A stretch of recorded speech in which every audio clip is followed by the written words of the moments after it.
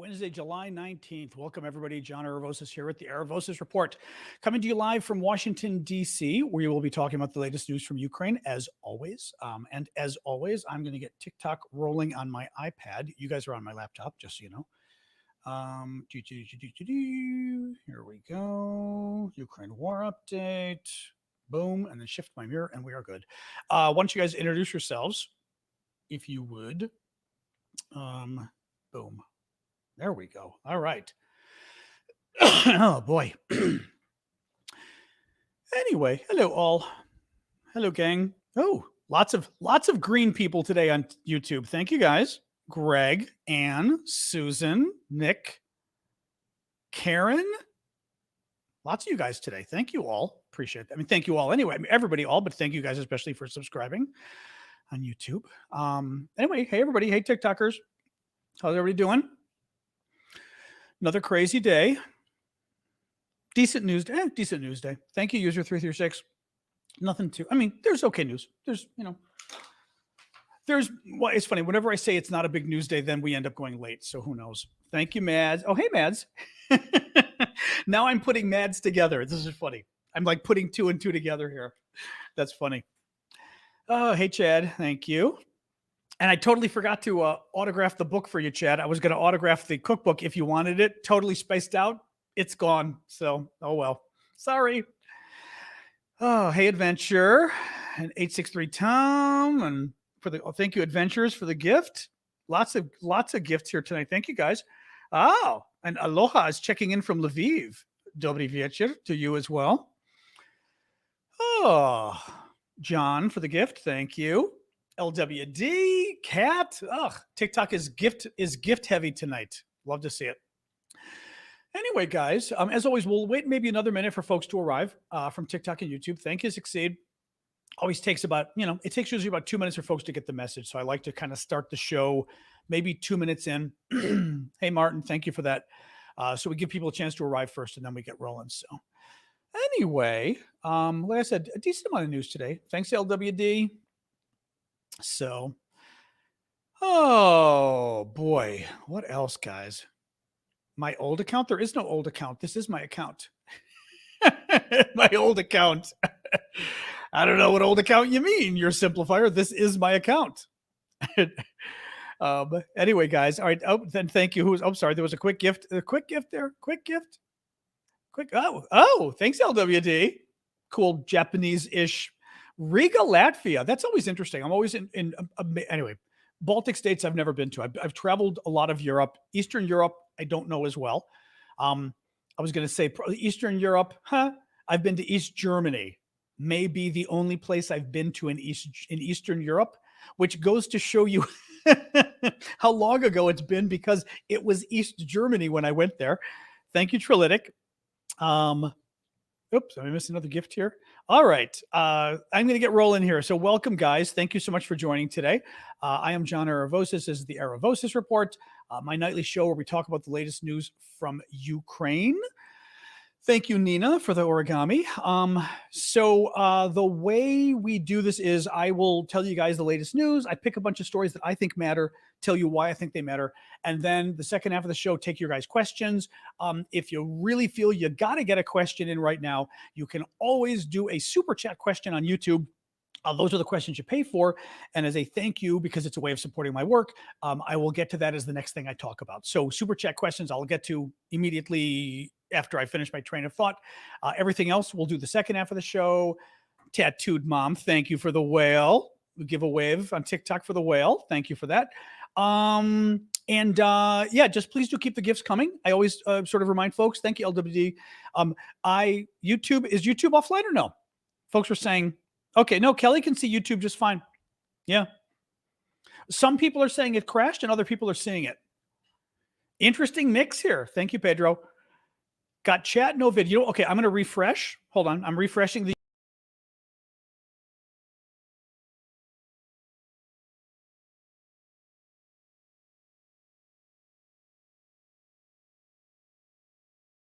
Commit any crimes worthy of indictment, he should go to jail.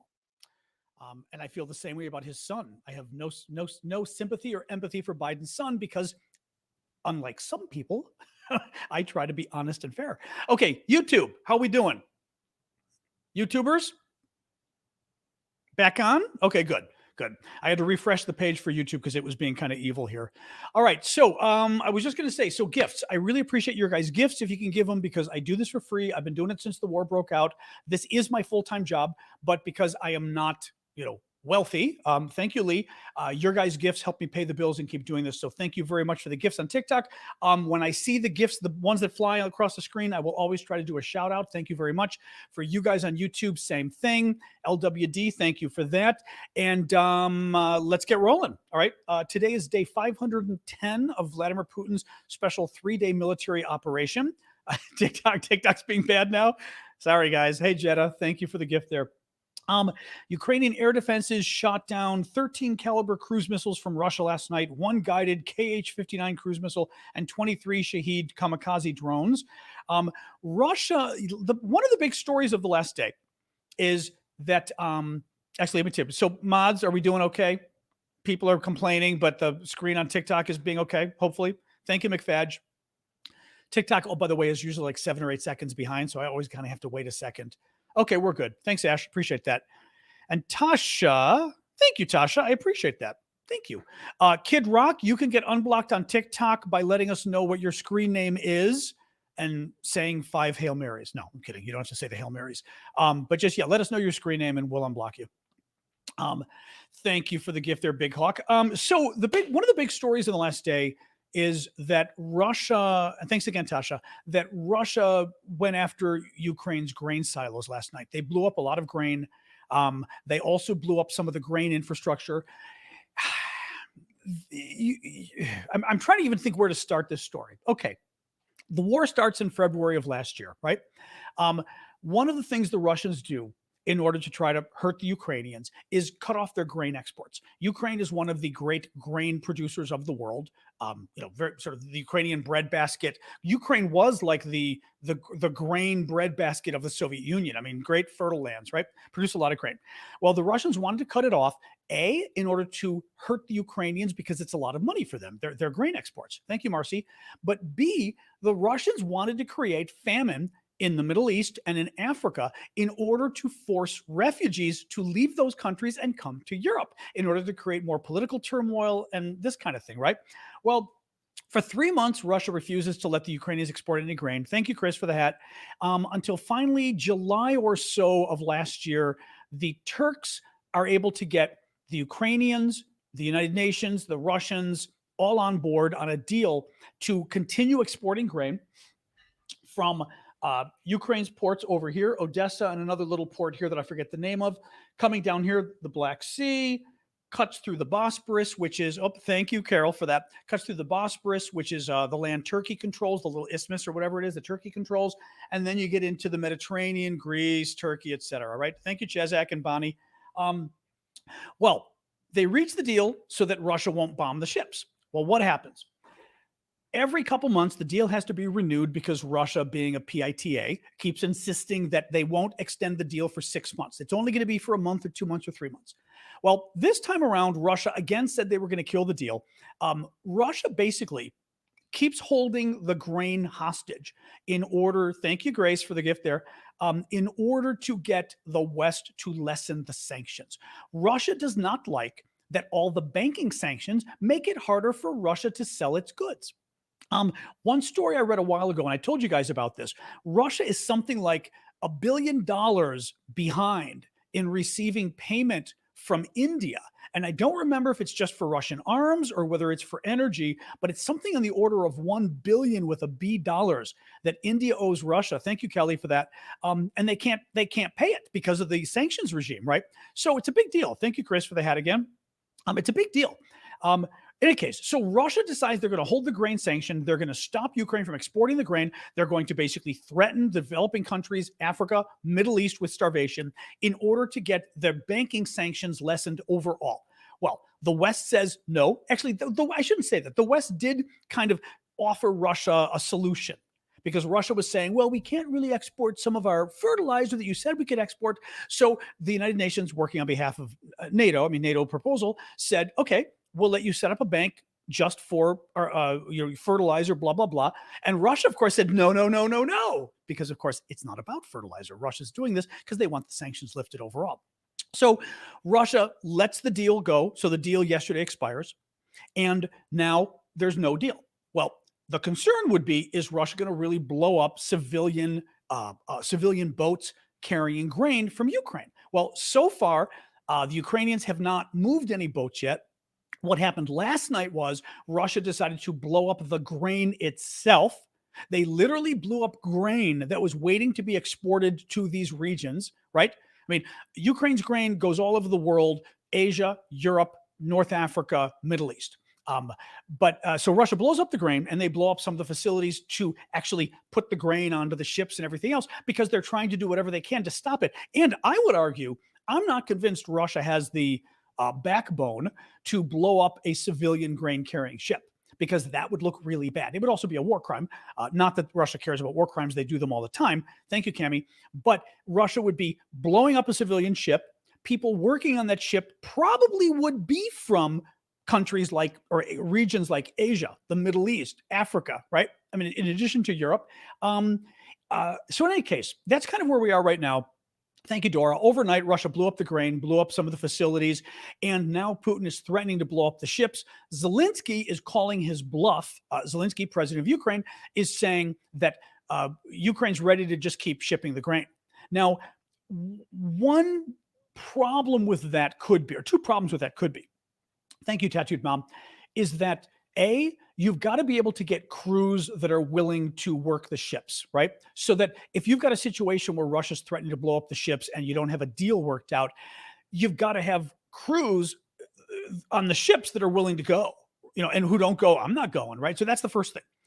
And maybe you could find Ukrainians to do it. Thank you, Brigitte, because Ukrainians might be willing to say, screw you to the Russians, right? The second thing you've got to be able to do is you've got to be able to insure these ships. The shipments need to be insured, because the people buying it and the people selling it and everything else. So that becomes a problem. I don't know what the situation is with that. Thank you, Randy. I do know that there were concerns about whether the ships could be insured and what it would cost if Russia were to basically threaten to blow them up. Thank you, Marie, for the hat. So let's see, somebody just threw on TikTok there, could the ships be somehow protected by NATO, et cetera? Yeah. General Stavridis, who's a former U.S. Supreme Allied Commander of NATO, Admiral, retired now, he proposed that basically NATO do just that. I don't remember whether he was saying we put our flags on the ship. Thank you, Brigitte.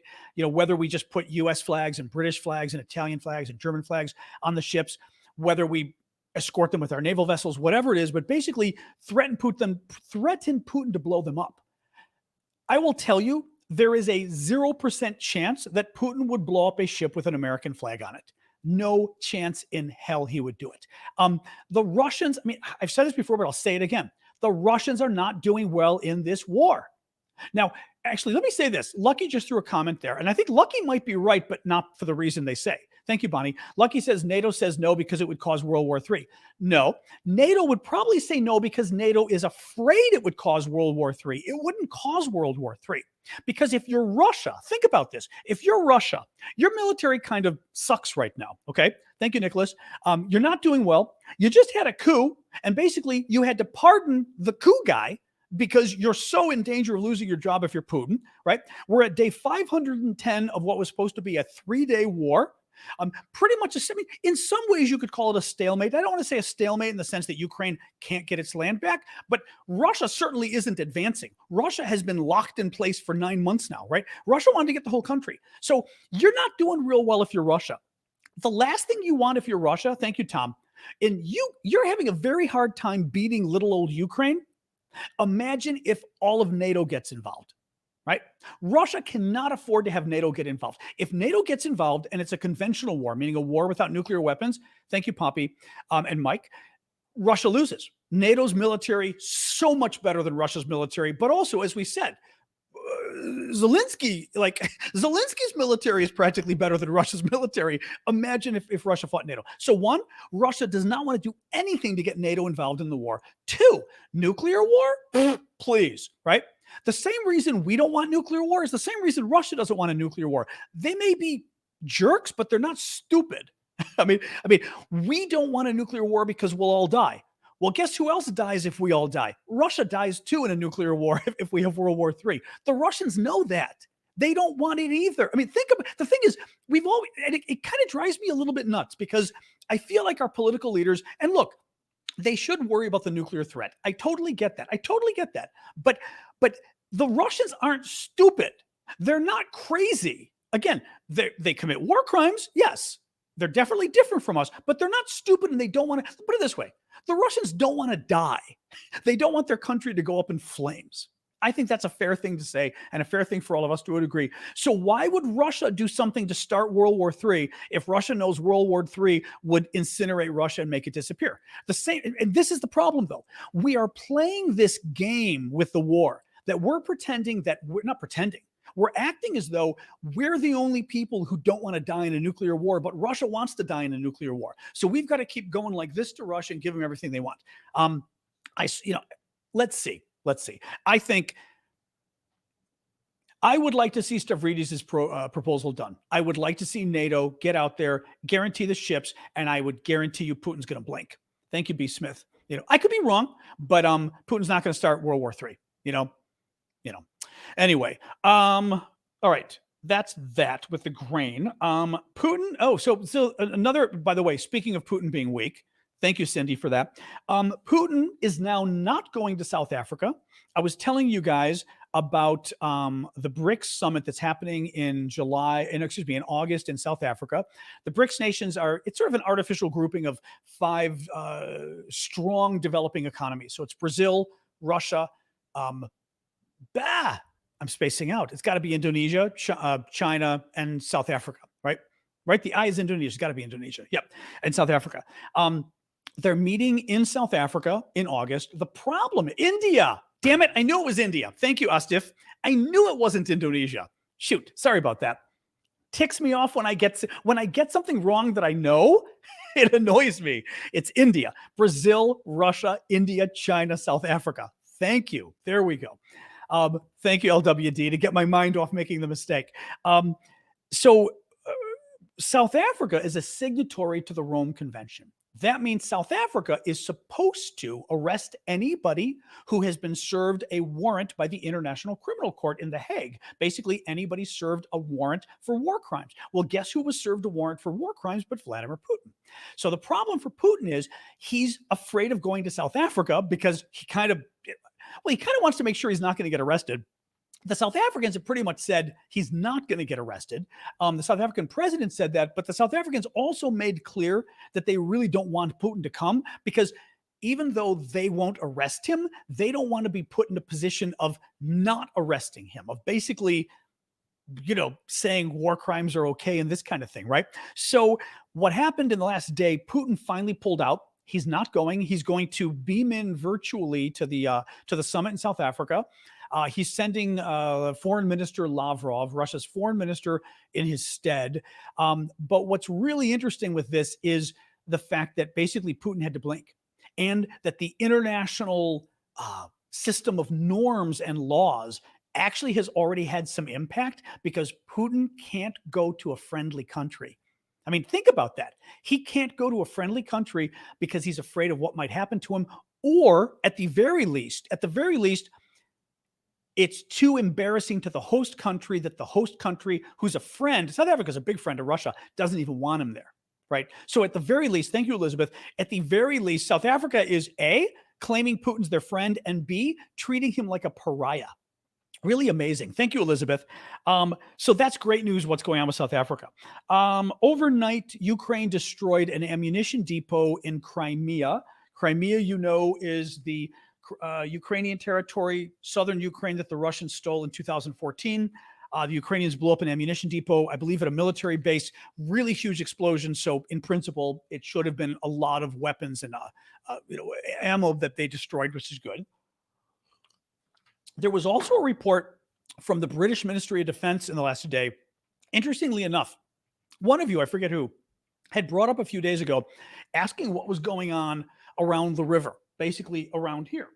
Now, you'll all recall that, again, just to give you a sort of a recap, the land Russia controls, This they invaded 2014. All of this they've held from last year. Some of this they got in 2014 too, but basically all of this they're holding now. Okay. The fighting, the major fighting happening around Bakhmut. Russia's got a lot of troops, those 100,000 troops now that are going to be fighting up here near Kupiansk. You've got fighting right north of Donetsk, right south of Donetsk. You've also got fighting around here, sort of southeast of Zaporizhia. I think that's Izium, I think. I'm trying to remember, but anyway, right here, southeast of Zaporizhia. And you've got some interesting stuff going on over by Kherson, where the floods happened. Remember when the dam broke? The dam was about here. The Russians blew up the dam, we believe, thank you, LWD, and flooded all of this area. Well, there were some reports early on that the Ukrainians crossed the river and that there's some Ukrainian troops, and it's been confirmed. I mean, a couple of days ago, I saw a report that the Ukrainian troops were still, thank you, Brock, were still on this side of the river. Not a lot of them, not controlling a lot of land, but controlling some land. Well, the British Ministry of Defense did a quick update on those troops. I'm going to read it to you really quick.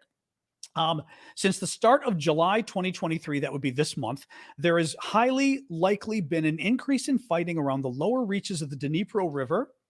The Dnipro is the big river cutting through Ukraine. So it's the river that the dam was on that the Russians blew up. Fighting over various islands, Russia faces a dilemma in deciding whether to respond to these threats by strengthening its Dnipro group of forces at the expense of the stretched units facing the Ukrainian counteroffensive in Zaporizhia. So the issue there becomes the Ukrainians appear to be fighting more and more around here, taking islands, things like that. The dilemma for Russia is, do they remove troops from here? Because this is a big part of the Ukrainian counteroffensive. Thank you, Happy Beach. Do they remove troops from here and bring them over here to try to keep these islands, to keep the Ukrainians from slowly? Because think about it. If you look at the map, if Ukraine starts to close this, if Ukraine starts to slowly make advances here and starts going more and more, look what's coming. I'm getting out of my mic. Look what's happening. They're getting closer and closer to where? Crimea, right? So Russia's got to start worrying if Ukraine starts having more and more successes. Is this almost a backdoor way of Ukraine achieving its goal of cutting off Crimea from the rest of Russia's forces? So this is actually very similar to what Russia is doing. Thank you, Stephen. What Russia's doing all the way up here in the north near Kupiansk. Russia's got about 100,000 men here near Kupiansk, tanks, etc. So far, they haven't been doing very well, but let's see what happens. And the belief is that Russia put a lot of men up here because they're trying to get the Ukrainians to move troops up. That basically the Ukrainians would get worried that Russia would start to move west and take more land back from Ukraine, and that therefore Ukraine would have to move troops from Bakhmut, maybe from Zaporizhia, but that the same kind of thing, to force Ukraine to move troops from the counteroffensive up here in the same way that Ukraine is trying to force Russia to move troops from the counteroffensive over here. So each side is trying to force the other side to basically fight where it wants to fight, not where you want to be, basically. Oh, Angel's going to get its wings. Angel gets its wings. Woo-woo! There we go. I think we need, you know what? Somebody remind me. Actually, maybe the mods can remind me. I've got to come up with an angel avatar, or an angel emoji or whatever that I can put on the screen, that I can give you guys on TikTok and YouTube for whenever I get to actually ban a troll, and we can give the angel their wings. I know, actually, that's good. Cheryl does have wings on there. Thank you, Cheryl. we say an angel gets their wings every time I actually get to ban a troll. Thank you, Brock, because the mods do a good job, but occasionally I see some of the trolls, and I just can't help but ban them because it makes me happy. Anyway, so that's what's going on in that region. Bakhmut. Okay, thank you, JR, for that. Bakhmut, as I told you, is up here. So Bakhmut is the town, thank you, Brock, that the Ukrainians and the Russians were fighting over 11 months. The Russians were trying to get it. It isn't a significant town strategically. The Russians really wanted it. They pretty much wanted it for bragging rights, basically, because they were doing so badly everywhere. It's the only town they really got in the last 9 months of any significance, even though it's a town of 60,000 people. It's not like a huge deal. In any case, the Ukrainians are trying to get it back. The last report on that, per the Ukrainian military, is Russian forces were pushed out from their positions near the village of Orikhovo-Vasilivka, lying northwest of Bakhmut. So basically, northwest of Bakhmut, the Ukrainians were able to push the Russians a little bit further back, which is good. The Ukrainians have been making steady progress around Bakhmut. It's slow, but it's steady. Six Evo asks a super chat question. Thank you for that. Would Russia sink Ukrainian ships? Or like Chad said, just inspect each ship. We don't really know. Thank you, Mando, for the hat. She's Six Evo. I'm assuming you're a she. It's funny. I never quite really knew. Actually, I'm looking here. Maybe you're a guy. I never know what. I'm finally looking at your picture on the left, and I'm going, if that's a real picture, maybe you're a guy. So the issue is with the grain deal that that Russia has pulled out of. Would the Russians really blow up the ships? Would they blow up a Ukrainian ship? Right? Thank you, Dora, for the hat there. Would they really blow up the ship? I mean, who the hell knows? I know what I mean is a Ukrainian ship. I don't think they would dare touch an American ship, but a Ukrainian ship, I would imagine Russia would be happy to blow up a Ukrainian ship. They could search the ship.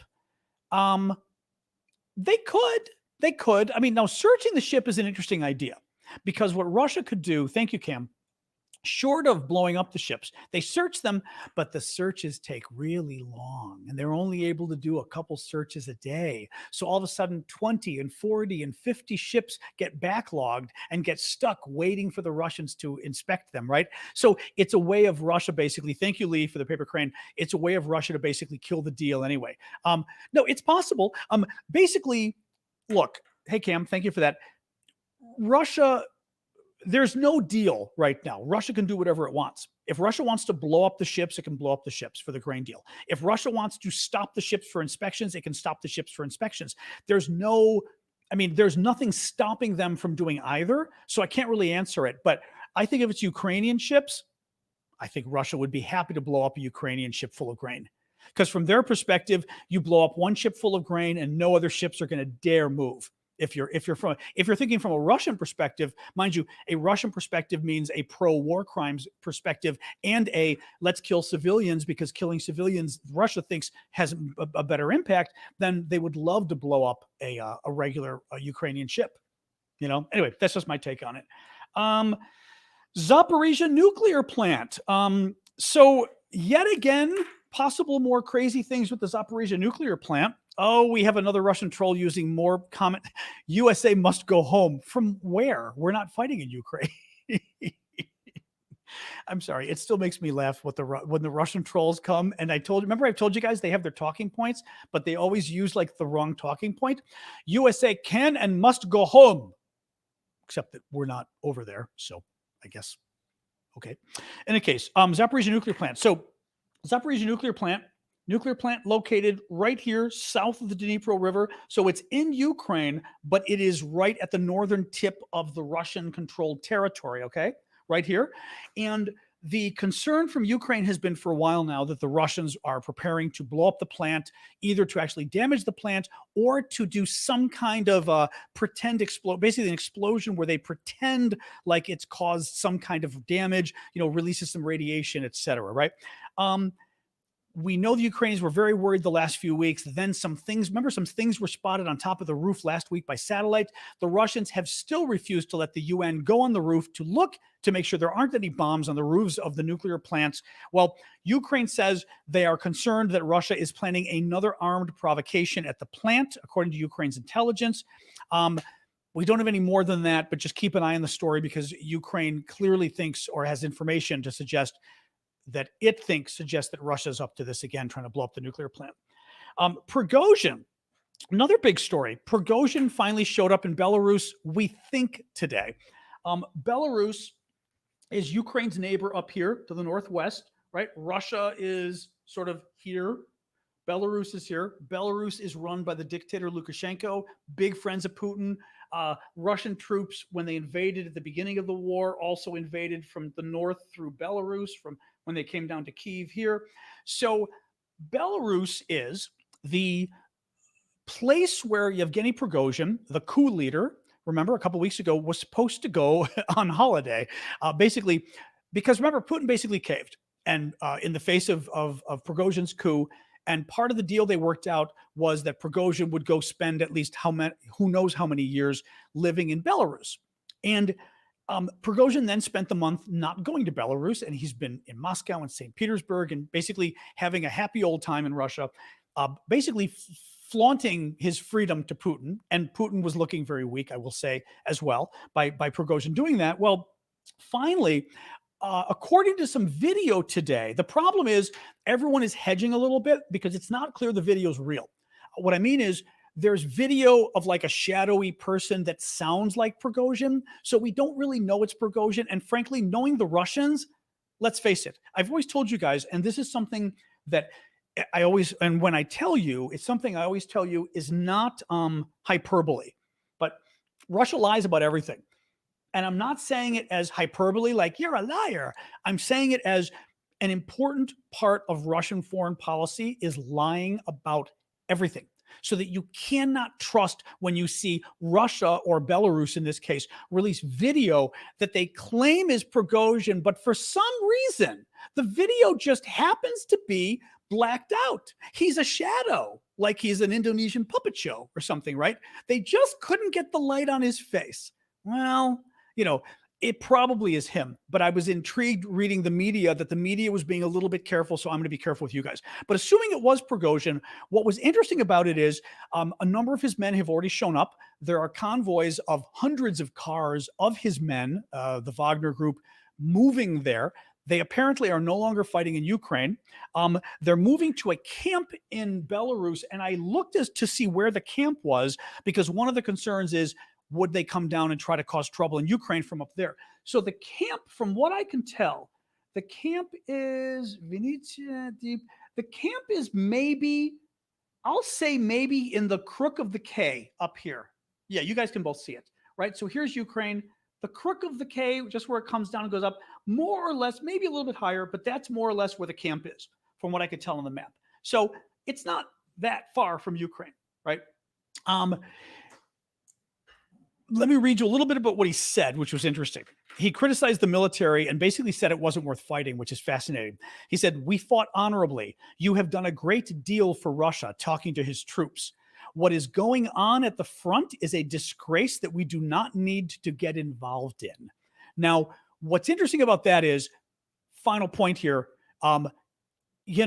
if that kind of language is not the kind of language that Putin is probably going to fake, meaning this probably is Prigozhin. I can't imagine that Putin would fake it and basically have Prigozhin criticizing the war effort. But what's interesting about that is Prigozhin is saying that it's not worth fighting at the front. He's still a big Russian military leader in some ways and has a large audience, especially an audience on sort of the extreme right or the nationalist right. That sends a really a demoralizing message to the troops, him saying that, which again, great, all the better, right? Let me do a quick pitch for my monthly donations, and then we'll talk about USAID and a couple other topics, and then we'll do questions. One of the ways I ask you guys to support my work, I talk about the gifts on TikTok, which I very much appreciate, the gifts on YouTube. But another way is to support me is to try, and if folks can do this, I'd appreciate it, but trying to get at least maybe one or two people a show who can afford it. Thank you, Marcy. If you've been watching for a few months, and again, if you can afford it, thank you, Loop, is to become a monthly subscriber. We're basically become a monthly donor to support my work. I do this full time, as I said. Nobody pays me. You guys pay me. I am able to do this full time because of the gifts, like Elizabeth giving me the cool night hat, because of the gifts you guys give me. You will note on YouTube the folks like Greg who have the green names. They have green names because they have become YouTube membership subscribers, where they basically via YouTube are giving me a monthly subscription of a donation, which is really sweet of them. Thank you, Greg, for that. And there was Susan and a couple other people I saw before, and I have to scroll back to see. Okay, I'm not seeing any of you right now, but I saw a bunch of you early on, but thank you guys for that. Thank you, Cindy, for the heart. And it's really easy on YouTube. Thank you, Obi. It's really easy on YouTube. You just click the $sign at the bottom of the screen. You see super chat, super stickers, which are another way to support me, or membership. You can click membership and you can see the membership categories. Now, it's a great way to support me every month, which helps me because I'm able to actually see how much I'm getting each month. Thank you, Mike. It also is nice because it makes you a VIP member of our Discord community. You can find that over at discord.aravosis.com, or frankly, for YouTube, very simple. Just go to aravosis.com. You'll find the Discord. It makes you a VIP, which gives you access to our Saturday morning show that I do just for the paying members, all of you guys paying on TikTok and you guys on YouTube, etc. Thank you, Mike. but it also makes you eligible to bid in our VIP auctions. We have auctions of really cool Ukrainian stuff. The VIP ones are for the paid members. So in any case, for you guys, if the spirit moves you, check out the membership and maybe consider becoming a monthly member. For you all on TikTok, I would appreciate if you all might consider going to Ko-fi. Ko-fi you can access. Go to my profile on TikTok, look to the Linktree link, click it, and the very top thing that comes up is Ko-fi, like ko-fi or KOFI.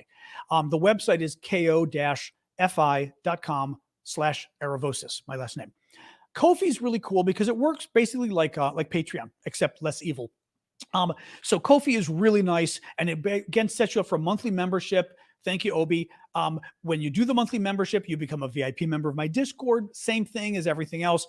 Saturday shows, Aflac, exactly. Saturday shows, VIP auction, everything else. So if you guys, I'd appreciate if you'd at least consider it. Thank you. All right, let's go back to the show. So the U.S. has allocated another $1.3 billion in new military aid to Ukraine. The package will include 4 NASAMS air defense systems, also artillery rounds, mine clearing equipment. Thank you, JR. We were talking about mine clearing equipment the other day. Thank you, Ernie, as well. Mine clearing equipment, TOW missiles, which are anti-tank missiles, and more. I was reading an analysis by some defense experts on Twitter saying that this puts the U.S. at, this puts us at 14 NASAM surface-to-air missile systems in Ukraine, 12 from the U.S., one via FMS. I'm not sure what FMS is. What is this FMS, guys? I just copied this from a defense guy on Twitter. Now I don't know what it is. Thank you, Stephen Hall. Appreciate the heart. And one paid for by Canada, but by an unclear mechanism. Russia. So Russia steps in and basically nationalized in a sense, the Dannon and the Carlsberg enterprises, the businesses in Russia.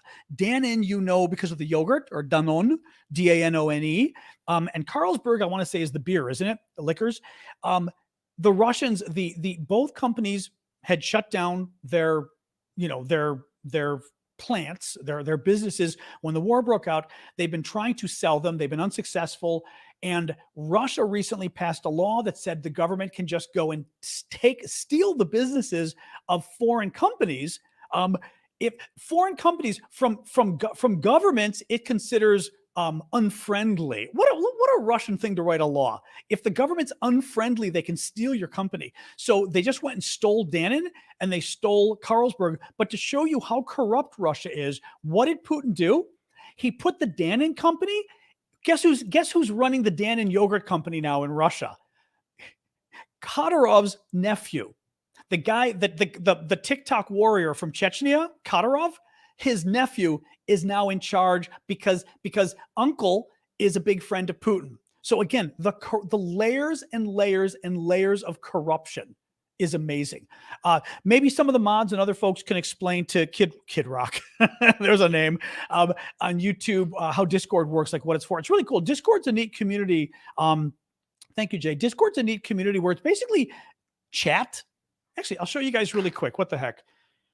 Do a quick break to show you Discord, because I think I like Discord now a lot, actually. So Discord is it's a chat community. This is on my phone, but you sort of look in here, you got the welcome, there's a welcome. You scroll down and you get to things such as latest news, right? News from John, help Ukraine. You scroll further and you get, we called it public area. We need a better name. That's a very Soviet name. But the public area is where we do most of our discussions. You see general chat, Ukraine chat, other news, Trump, memes, pets, sports, food.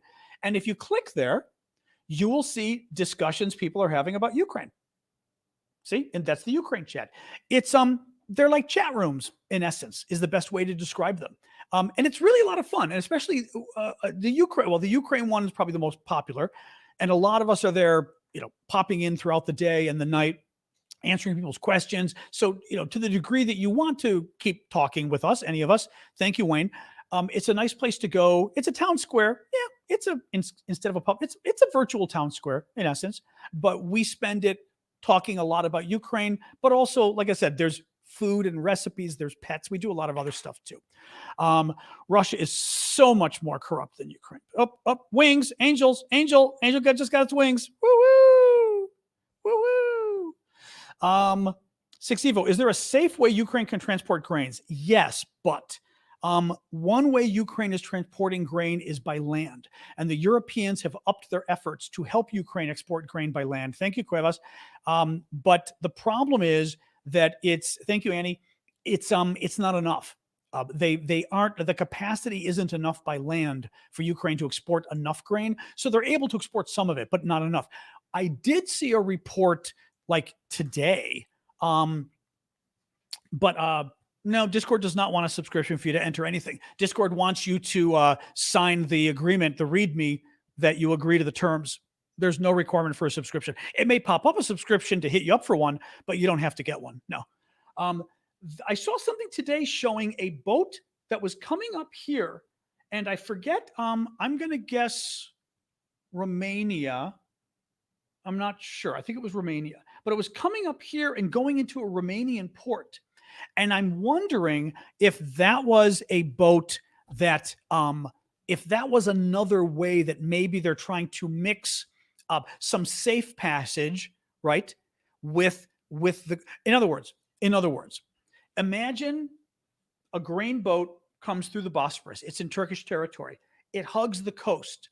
It goes, I'm going to guess, Bulgaria, Romania, like literally hugging the coast. So they're in Romanian waters. So the Russians can't go in there. And then it gets to a Romanian port right here, goes into the port, unloads the grain, and then the grain goes through Romania, maybe Moldova, and then into Ukraine like this. I don't know for a fact. People were noticing the boat today, and it looked like that might be another way that maybe it's happening. Sixivo had another question I did not see. Sorry about that. If Russia blows up a Ukrainian ship, what happens next? Nothing. No, I mean, nothing. They'll kill Ukrainians like they always do. I mean, I don't think it changes anything. The only thing it might change is other ships might not be willing to go. Other captains and crews may say there's no way in hell. They just killed a bunch of Ukrainians. We're not going to go. And other countries that are buying grain may say, well, we're not going to buy the grain if it's going to blow up, because the insurers aren't willing to insure it, right? So the insurers may say that's it. Once Putin blows up a ship, we're not touching this stuff. It worries me. It worries me that Putin actually has a very great incentive to blow up a Ukrainian ship, because he wants to send the message out to the crews, don't go on the ships, to the insurers, don't insure these ships, to the countries buying the grain, don't buy the grain, right? So I think there's a great incentive for Putin to blow up a Ukrainian ship if it's not being guarded. Now, Steven's asking, will the Turkish Navy protect the grain ships? That's interesting. Turkey has been really weird lately. Turkey, member of NATO, but at the same time, big friends of Putin. Okay. And, helping Putin break this, for example, not really agreeing to the sanctions. Right. So I have a hard time, and Turkey also is a party to the grain agreement. Thank you, Cindy. I have a hard time believing Turkey would agree to, I like when the trolls write really long comments, because we're never going to read them. Sorry. Some troll just wrote a comment this big, and I'm always like, oh, bless your heart. Not only is none of you seeing it, but I'm not even reading it. It's like, okay. In any case, I have a hard time believing Turkey would fire on a Russian ship coming too close to a Ukrainian grain ship, unless the Ukrainian grain ship were to have a Turkish flag on it. Now it starts to get interesting. Now it gets interesting. So the question, but that I think becomes a larger NATO question. NATO would probably have to agree to do that if it's happening, because if a Turkish ship gets attacked, that's an attack on NATO anyway, right? So I would hope we would have some balls and try to arrange some kind of flotilla, because Putin's not going to go after a NATO flotilla or an international flotilla or a UN flotilla. But who knows? Who knows?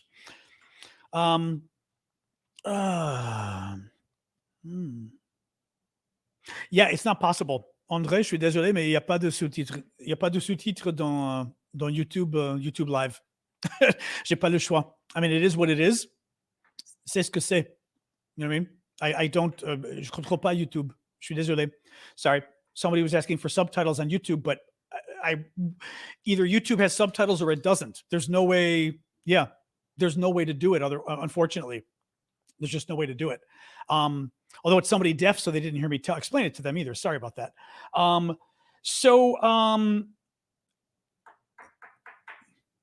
You know, I'll tell you really quick last two stories, and then we'll go to Q&A. MI6, merci, Moutarde, Colonel Moutarde. MI6 chief Sir Richard Moore was MI6 and MI5 are the two British spy agencies. And it always confuses me a little bit because as far as which is which, MI6 does like stuff abroad, but what does MI5 do? Like in America, we've got NS, or is MI5 like NSA? I still get confused about this as far as how it works. But anyway, MI6 is the international one. MI6 is 007 though, right? MI5 is Homeland? MI5 is domestic. No, DIA is not domestic. Domestic would be FBI. So MI5 would be the FBI in America then. Okay. MI6 is 007. So MI6 is CIA. Okay. So MI6 is their CIA of the UK, basically. And he does an interview today. The guy who runs it, Sir Richard Moore, doesn't usually do interviews. And he's talking about Russia and the coup and everything else. Very interesting. Says during an interview that even he's having a difficult time figuring out what is going on in Russia. He noted that Prigozhin was, quote, a traitor at breakfast. He's talking about the day of the coup. Prigozhin was a traitor at breakfast, pardoned by supper, and a few days later invited for tea by Putin. He called last month's mutiny extraordinary and described Putin's behavior since as hard for even him to interpret, which is interesting.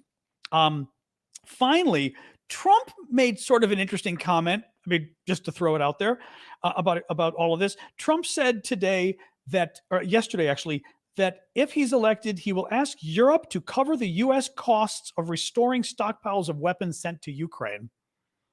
You know, good luck. Good luck. Yeah. In any case, I just thought it was sort of an interesting little thing to throw out there, but you know, whatever. In any case, all right, that is it for the news. Let's do more of our questions. I've got also, you know, one thing I always forget to pitch to you guys. We have a store set up too. It's store.aravosis.com. A lot of cool Ukrainian stuff, t-shirts, hoodies, lots of stuff. 50% of the proceeds of all the Ukrainian stuff goes to Ukraine. I do it as a, you know, charity kind of thing to all the charitable work we do over there. So please do check it out, store.aravosis.com. And please do keep the gifts coming on YouTube and TikTok. I appreciate it. Anthony has a super chat question. Who does the Black Sea belong to? I mean, nobody. The Black Sea works like everything else. You've got territorial waters and international waters, right? It would depend, actually, like anything else. I mean, the Black Sea is an enclosed-in space, so to speak, right? Here, you can't see it, but you've got Turkey down here, Romania, Bulgaria, and then the isthmus where Turkey comes, right? So you're going to get the territorial waters of Ukraine, of Romania, of Bulgaria, of Turkey, for example, of Russia. Then you get international waters and international airspace. Well, what does this happen to be? This happens to be, remember where Russia forced down our drone, right? Russia did it in international airspace. That's because this area isn't close enough to any one country to be their airspace or their territory. So it works the same way an ocean would work, or a lake, or a sea, or not a lake, but a sea, or anything else. It just depends how close it is to the nearby country, and then that country has territorial rights on that area. The Baltic Sea belongs to NATO. Very cute. Exactly, that's the problem. Thank you, Syndicate, for explaining to him. Yeah, I tried to explain, but I was forgetting if he's deaf, he couldn't hear me. I wasn't sure he was deaf. Beep, beep, beep, beep. What else we got, guys? Oh, yeah. So, throw me the questions. I did see, yes, the Irish Prime Minister was in Kyiv today. Sorry, I didn't mention that. I didn't really have any news about it, Holly, but worth mentioning. Thank you, Andre, for the hat and mustache. Who won World War II? We did. Congratulations, us. Russia helped after, of course, Russia was siding with the Soviets. Remember the Russians and the Soviets. Funny story here, Timothy. Thank you, Timothy. Funny story here. The Russians were on the side of the Nazis. The Russians signed a treaty with the Nazis. The Soviets did. And the treaty basically gave the Nazis permission to invade Europe.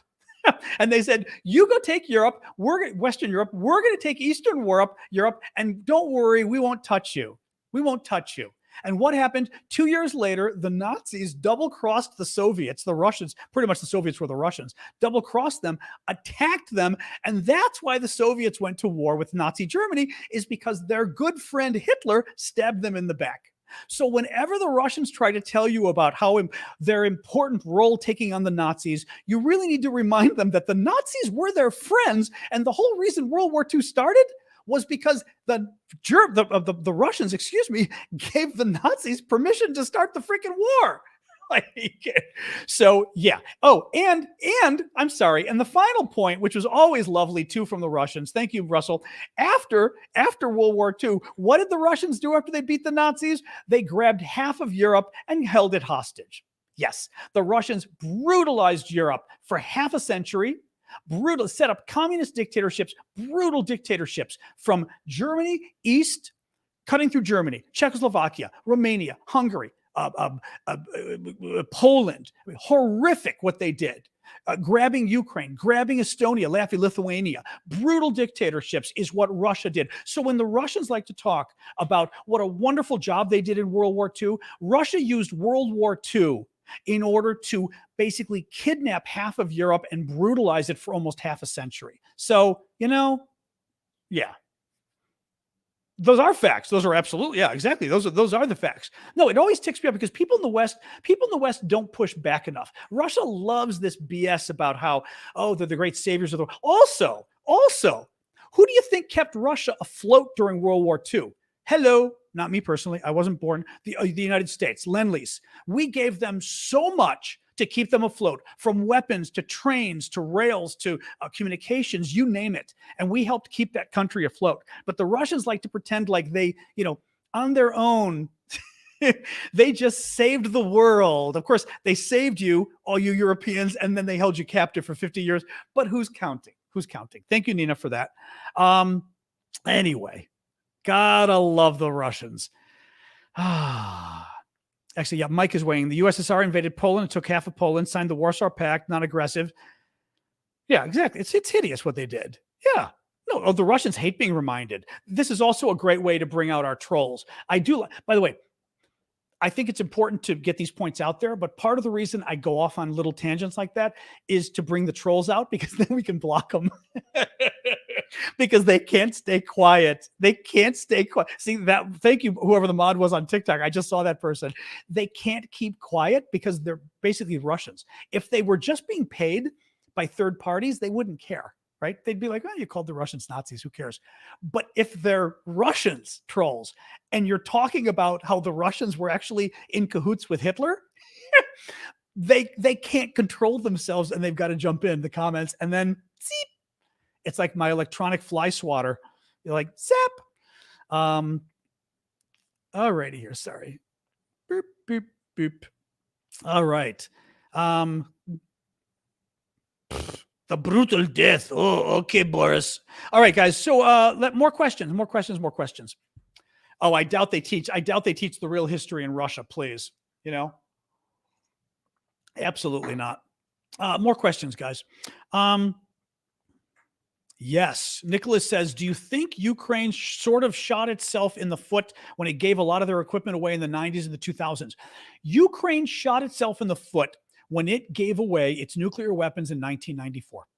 We haven't talked about this in a long time, but it was called the Budapest Memorandum. And basically the Russians, most of the world didn't want 1991, Soviet Union dissolves, right?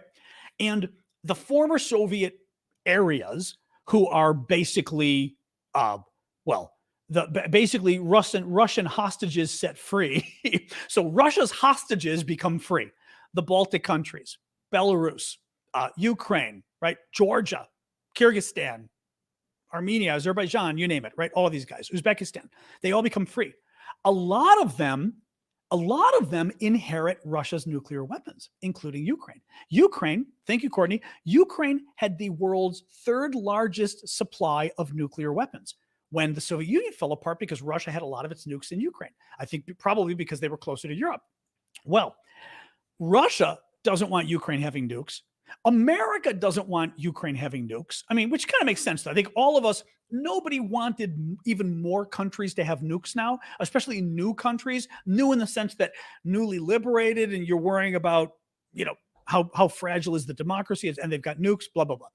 So a deal is reached in 1994 called the Budapest Memorandum. Clinton helps convince the Russians to, the Ukrainians to give it up. And we got the same Russian coming back. Dude, don't write entire paragraphs because I'm going to block you and I'm not going to read it. So Clinton gets Ukraine to give up his nuclear weapons. The US, the British, I think the French too, and the Russians all signed something sort of guaranteeing Ukraine's territorial integrity, that no one will invade, that will help protect them, this kind of stuff. And what happens? That Ukraine gives up its nukes, and Russia goes and invades in 2014, steals Crimea. Russia goes and invades last year, steals another big chunk of the country. And then you get into an interesting question of what, I mean, and again, this gets sort of complicated, and I don't even know the answer. This would be a very complicated international law question. But what did we owe Ukraine based on the Budapest Memorandum? And some people say we owed them a lot more than we're giving. Other people say what we're doing is fine. But the point is that had Ukraine not given up its nuclear weapons, Ukraine might not have been able to use the nuclear weapons. The thought was that Ukraine couldn't actually use them because they didn't know how, right? If the Russians, if the Soviet Union disappeared, right? The people that knew were in Moscow. But the Ukrainians would have had the weapons. And I was reading this just the other day. They said within a year or two, the Ukrainians could have figured out how to use the nukes, how to operate them. So basically, even though Ukraine inherited the nuclear weapons, the third largest nuclear arsenal in the world, right? US, Russia, Ukraine, it doesn't mean that Ukraine wouldn't have been able to use them. Also, frankly, Ukraine just having them is still some pretty good power. But yeah, Ukraine should never give it up. This, by the way, this is, and it's something, again, we don't talk about. And again, I will fault Biden for this, and the European countries too. People need to explain why this war matters. This war matters because a Russian victory in Ukraine, any kind of Russian victory, says to the world, if you have nuclear weapons, don't you dare get rid of them. Iran's insane, right? To give up. I mean, Iran doesn't have them yet. But if you're Iran, you're watching what's going on right now. Thank you, Mustard. You're watching what's going on now right in Ukraine. You're saying you get nukes. Thanks again, Mustard. If you get nukes, you will get away with murder.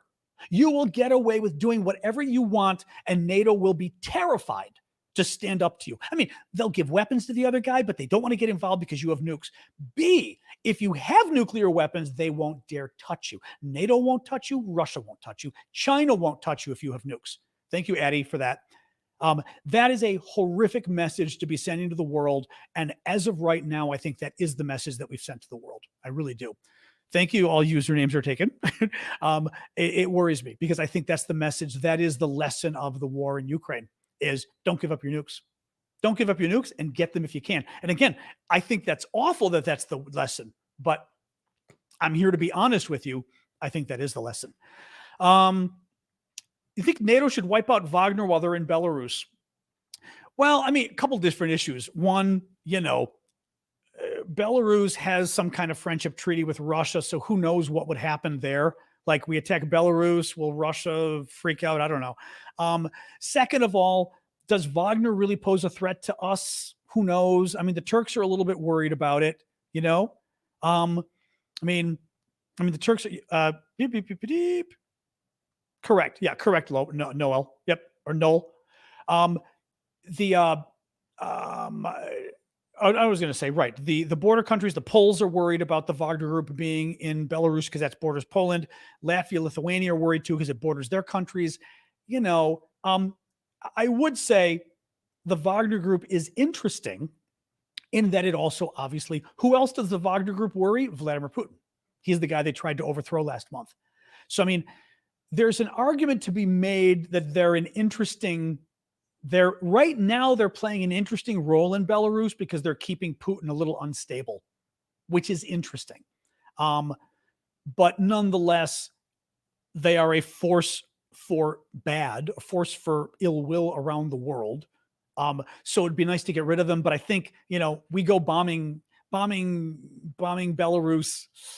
Yeah, you risk that very quickly turning into a war with all of us in Russia. That's the problem. Oh boy, my dog. Oh my God, my dog woke up last night and had me up for like 45 minutes. I think she was feeling, sick or something. Oh my God. So I'm like, I took a little nap, but it wasn't enough. Thank you, Pam, for the hat. It just started to hit me now. All of a sudden I was like, ooh. Anyway, what else we got, guys? A few more questions.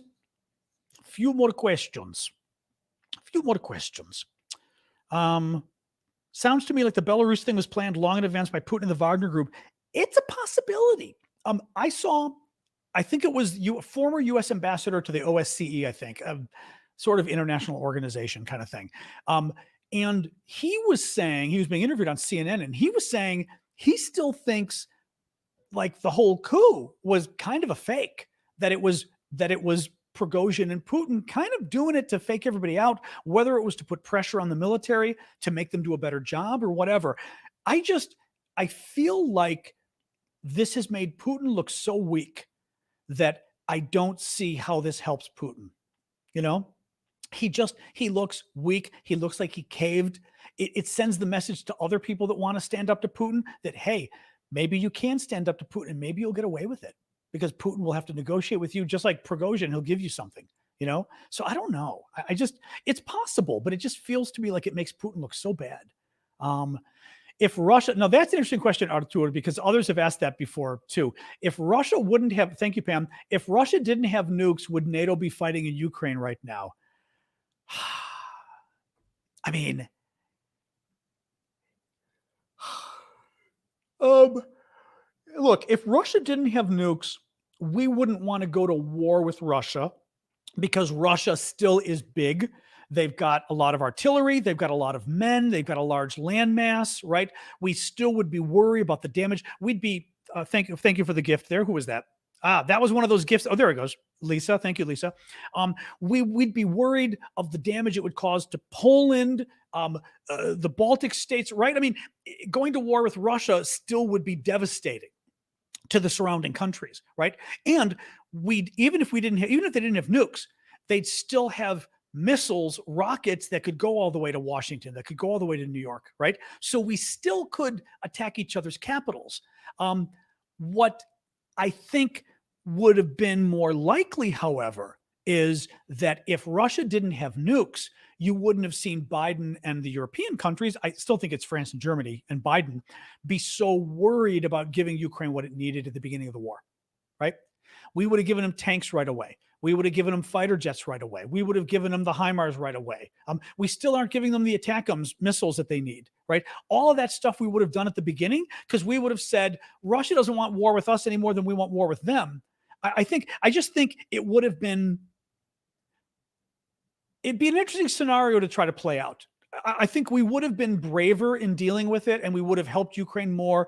But because Russia's so big, we still would have been worried about a land war, because also we know that we wouldn't use the nukes, right? A land war with Russia, we're not using nukes unless Russia's going after Washington or New York. Then we'd use, then we might have to use nukes, right? But otherwise you wouldn't.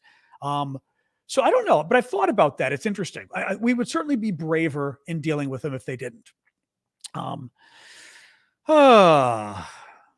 What else, guys? Maybe I'll do a wrap up soon. I'm really getting tired. You know what it is? Like I told you, the damn dog, I love her, but she had me up. She's fine now, but woke up, thought she had to go to the bathroom, and it was 45 minutes of her just pacing in the house, trying to lay down, not feeling well. It was like having a little kid where you're just going, oh my God, 45 minutes. So I finally fell asleep with her on the couch. I fed her thinking maybe that would help at 4 a.m. Oh, it's like having kids. You're just like, oh God. Now that's interesting. I would not be surprised. Mike just said White House National Security Council spokesperson said that the U.S. I mean, I'm assuming this is true. Who knows? That the U.S. has information indicating that Russia has laid additional sea mines in the approaches leading to Ukrainian ports. I would not be surprised. I think, look, Russia is probably somewhat afraid of blowing up Ukrainian grain ships, even though I think Putin would do it. Maybe he is worried. I don't know. Maybe the U.S. threatened him. Who knows? So that putting down mines in the water, I'm sorry, guys, putting down mines in the water basically prevent the ships from even going at all, right? If I were worried about war, would I tell you? Sure. Yeah. Why not? Why not? I mean, no, the cod leftovers are for me. I'm having them right after the show tonight. Yeah, no, I would tell you if I were worried. I don't try to do this show to sort of coddle people. I don't believe in that.